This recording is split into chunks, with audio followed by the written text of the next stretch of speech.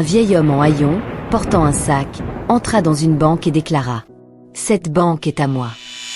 La foule éclata de rire, et les agents de sécurité avancèrent pour le faire sortir. Mais lorsqu'il ouvrit son sac, tout le monde resta figé de stupeur. Le soleil de l'après-midi projetait de longues ombres sur les rues tranquilles de Rockview, une petite ville de l'État, où il ne se passait jamais rien, jusqu'à ce jour-là. Les portes de la Chase Bank s'ouvrirent dans un grincement, et un vieil homme entra. Son visage était à moitié caché sous la visière d'une casquette usée. Son corps voûté portait un lourd sac en toile rêche, posé sur une épaule. Le tissu était taché par le temps et l'usage. Les quelques clients présents dans le hall levèrent à peine les yeux, tandis que les employés derrière les comptoirs brillants échangèrent de petits sourires entendus. Il avait l'air de quelqu'un qui allait demander quelques pièces, pas de quelqu'un venu faire un dépôt. Mais lorsqu'il atteignit le centre de la pièce, il leva la tête, révélant un regard brillant, difficile à interpréter. De l'espoir puissant, ou peut-être autre chose. « Je suis le propriétaire de cette banque », dit-il d'une voix calme, bien qu'il paraisse très faible. Un silence suivit, avant qu'un petit rire ne retentisse, puis un autre. Un agent de sécurité esquissa un sourire. Une caissière tenta de dissimuler son rire, et même le directeur de la succursale, un homme en costume gris impeccable, secoua la tête avec amusement. Mais leur rire ne durerait pas longtemps. Bientôt, ils comprendraient que ce n'était pas une plaisanterie. Le rire se répandit dans la banque comme des vagues dans un étang, tandis qu'un jeune guichetier, à peine âgé de 25 ans, se pencha vers son collègue pour lui chuchoter quelque chose en retenant un large sourire. Le garde de sécurité, un grand homme nommé Steven, croisa les bras et s'avança. « Monsieur », dit Steven d'une voix ferme et grave, « je pense que vous êtes confus. Vous devriez peut-être vous asseoir pendant qu'on appelle quelqu'un pour vous aider. » Le vieil homme ne bougea pas.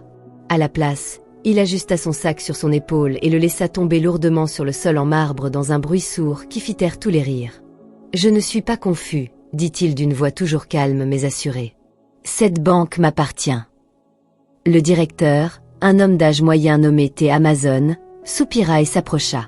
Il avait l'habitude de gérer des clients mécontents, mais ceci, c'était autre chose. « Monsieur, avec tout le respect que je vous dois, je ne pense pas que ce soit possible, » dit-il, avec un sourire gentil et patient, le genre qu'on réserve aux personnes âgées un peu perdues. « Avez-vous un compte chez nous ?» Le vieil homme pencha légèrement la tête.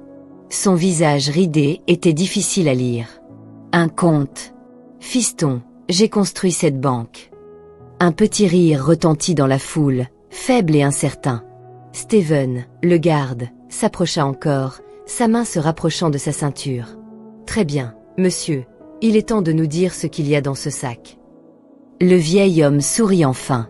Mais ce n'était pas un sourire joyeux. Il était lent, mesuré. Un sourire qui portait le poids des souvenirs. Et autre chose. Il se pencha, ses doigts attrapant le vieux sac de toile rêche. Et lorsqu'il l'ouvrit, la pièce changea. Les rires cessèrent immédiatement, et un silence pesant tomba sur la banque. Tout le monde s'attendait à y voir un tas de vieilleries, peut-être quelques pièces. Mais ce n'est pas ce qu'ils virent. Des liasses de vieux billets de banque fanés se déversèrent sur le sol de marbre. Des liasses épaisses, entourées de bandeaux en papier, estampillés du tout premier logo de la Chase Bank, un logo qui n'avait pas été utilisé depuis plus de 50 ans. Puis vint un registre poussiéreux, à la couverture de cuir craquelée par l'âge, ses pages jaunies mais encore intactes. Le directeur de la banque, Temp, cligna des yeux en regardant les billets. Sa bouche s'entr'ouvrit légèrement, et son expression joviale disparut. « Qu'est-ce que c'est » demanda-t-il en s'approchant. Le vieil homme hocha lentement la tête, comme s'il attendait cette question depuis longtemps. « Des preuves, » dit-il simplement. « Des preuves que j'ai construit cette banque. Que je la possédais avant même que ton père ne naisse. » Steven fronça les sourcils, mais ne bougea pas. Même s'il n'était pas banquier, il pouvait voir que ces billets étaient bien réels. Temp déglutit difficilement, son esprit tourbillonnant. « C'est impossible, » dit-il, bien que sa voix tremblât. « Même si vous avez de l'argent d'il y a longtemps, cela ne prouve pas que vous avez gardé le registre. » Le vieil homme l'interrompit. « Mon nom est dedans. » Temp s'interrompit, puis s'accroupit avec précaution, saisissant le livre avec des mains prudentes. Il tourna lentement les pages fragiles jusqu'à ce que ses doigts s'arrêtent. Ses yeux fixèrent le vieil homme avec stupeur. « C'est qu'à Kirby, murmura-t-il. Le vieil homme hocha la tête. C'est moi.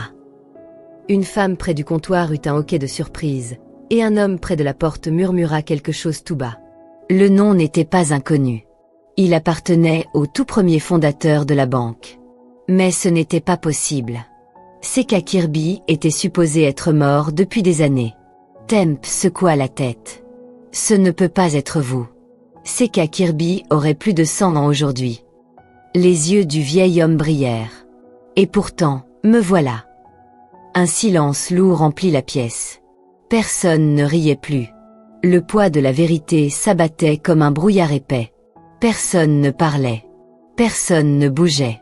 Le seul son était celui des pages du registre qu'on tournait lentement, alors que Temp continuait à le parcourir, son visage pâlissant un peu plus à chaque ligne. Ce registre a plus de 60 ans, commença-t-il d'une voix à peine audible. Ce registre est de... C'est qu'à Kirby, ou du moins, c'est ce qu'il affirme. Il laissa échapper un petit rire nerveux, sans aucune trace de joie. Il est plus vieux que ça, fiston, répondit le vieil homme en se redressant. J'ai fondé cette banque en 1948, de mes propres mains.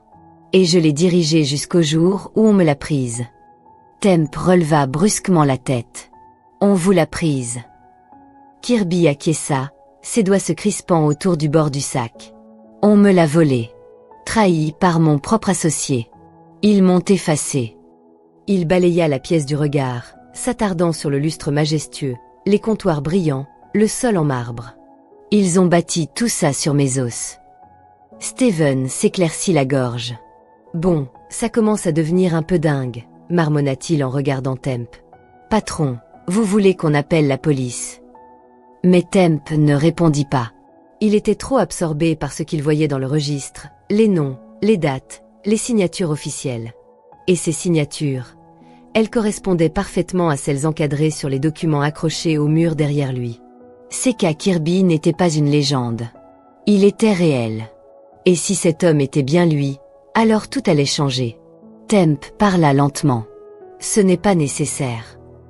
Il se tourna vers le vieil homme.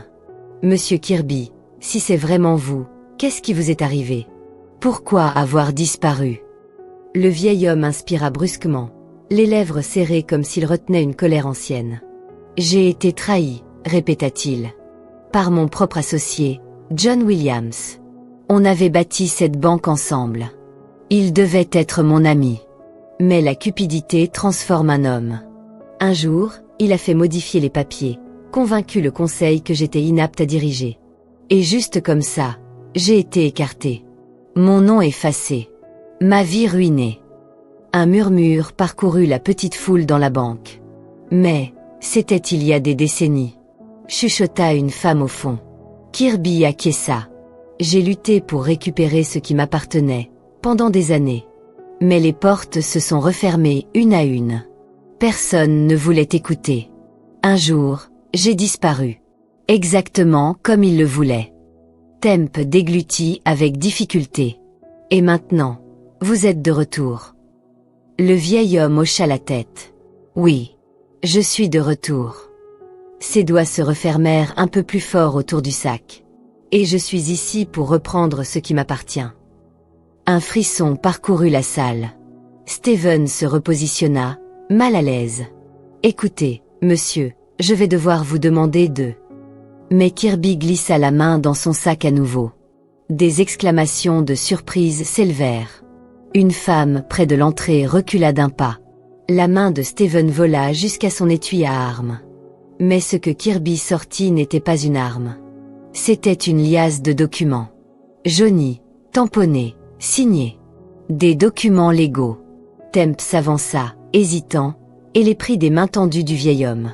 Ses yeux parcoururent les textes, ligne après ligne. Son visage se crispa davantage à chaque mot. Puis il s'arrêta net. Ses mains tremblaient légèrement. « Mon Dieu !» murmura-t-il. « Qu'est-ce que c'est ?» demanda Steven, tendu.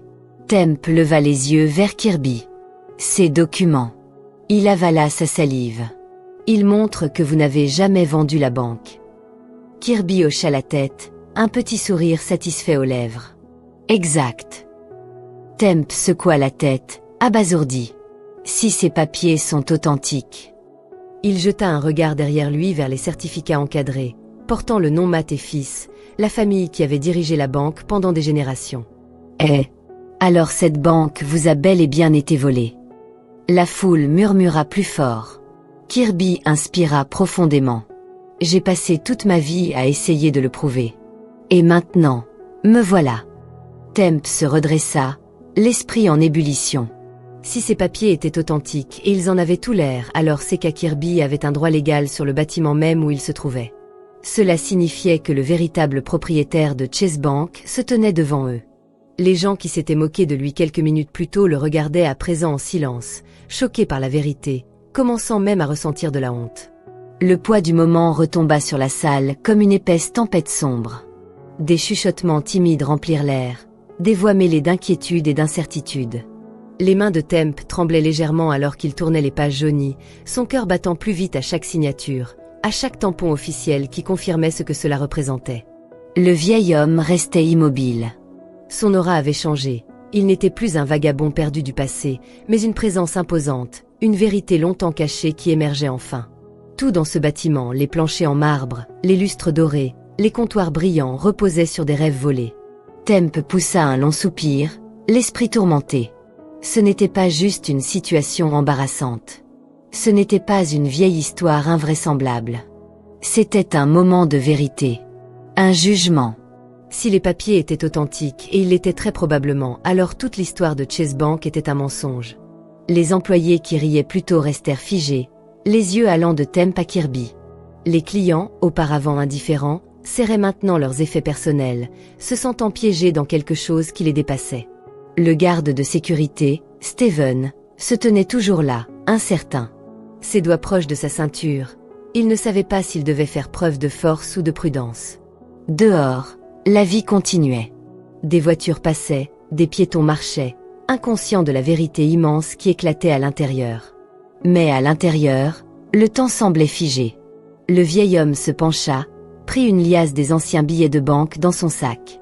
Il passa doucement ses doigts sur le papier usé, comme s'il touchait le passé lui-même. Un passé où il avait eu richesse, pouvoir et confiance, jusqu'à ce qu'on lui vole tout. Les années pesaient lourdement sur ses épaules, mais ses mains restaient fermes. Temp sentit sa gorge se nouer. Il avait bâti toute sa carrière sur la foi dans l'histoire de cette banque, ses règles, ses traditions. Et à présent, tout cela s'écroulait. Un choix s'imposait à lui. Allait-il dire la vérité? Corriger le passé? Ou allait-il l'enterrer encore une fois? La salle resta muette. Au loin, une horloge sonna l'heure.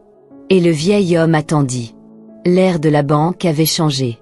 Les rires s'étaient volatilisés, remplacés par un silence chargé. Une compréhension douce mais profonde venait de naître, quelque chose de bien plus grand que tous venait d'être révélé. Le poids lourd de l'histoire remplissait la pièce, un rappel d'une injustice vieille de plusieurs décennies. Seka Kirby se tenait là, immobile. Son visage calme mais sa présence puissante. Il avait attendu toute sa vie ce moment. Pas juste pour être entendu, mais pour être vu. Ses yeux balayèrent la pièce. Il contemplait les signes de richesse, les plaques en laiton brillantes, les bureaux en bois massif, les sols en marbre. Tout cela reposait sur un sol qui lui avait autrefois appartenu. Temp déglutit difficilement. Il savait ce qu'il devait faire. Ses mains, toujours serrant les documents, semblaient porter à elles seules toute l'histoire de la banque. Il se tourna lentement, marchant vers le bureau du fond. Le conseil d'administration devait voir ça. Et il faudrait appeler les avocats. Mais au moment d'atteindre la porte, il s'arrêta. Il savait déjà comment cela allait se passer. Les propriétaires de la banque, la famille Matt, ne l'accepteraient pas. Ils diraient que c'était une erreur, que les papiers étaient faux. Ils lanceraient des procédures juridiques sans fin, espérant que le temps efface encore une fois la vérité. Et Kirby? Il n'avait probablement plus beaucoup d'années devant lui. Un murmure doux courut parmi les employés rassemblés. Certains se regardaient, incertains. Puis, lentement, une jeune guichetière s'avança. Elle se pencha et ramassa un des anciens billets de banque au pied de Kirby. Elle le regarda longuement, puis le posa sur le comptoir, comme s'il s'agissait de quelque chose de précieux. Et comme si ce simple geste avait brisé le silence pesant, un autre employé fit de même. Puis un autre. Un par un, les employés s'avancèrent. Chacun posait une pièce du passé de Kirby sur le comptoir. Ses preuves. Ses souvenirs. Son héritage. Steven, le garde de sécurité, se déplaça légèrement. Mais il ne les arrêta pas. Sa main, auparavant proche de son holster, reposait désormais le long de sa hanche. Et il offrit à Kirby un petit hochement de tête respectueux. Le vieil homme observa en silence. Il n'avait plus rien à dire. Plus aucun combat à mener. Il était venu avec rien d'autre que la vérité, et le poids de nombreuses années. Et maintenant, pour la première fois depuis des décennies, il était enfin vu. Temp prit enfin la parole, d'une voix plus douce qu'auparavant. Ce n'est pas terminé. Il parlait plus à lui-même qu'à quiconque. Non. Ce n'était pas terminé. Mais cela venait de commencer. C'est qu'à Kirby laissa échapper un lent soupir. Il se tourna et marcha vers la porte, ses pas lents mais assurés. Il ne se retourna pas. Il n'en avait pas besoin. Parce que, pour la première fois depuis très longtemps, il avait gagné.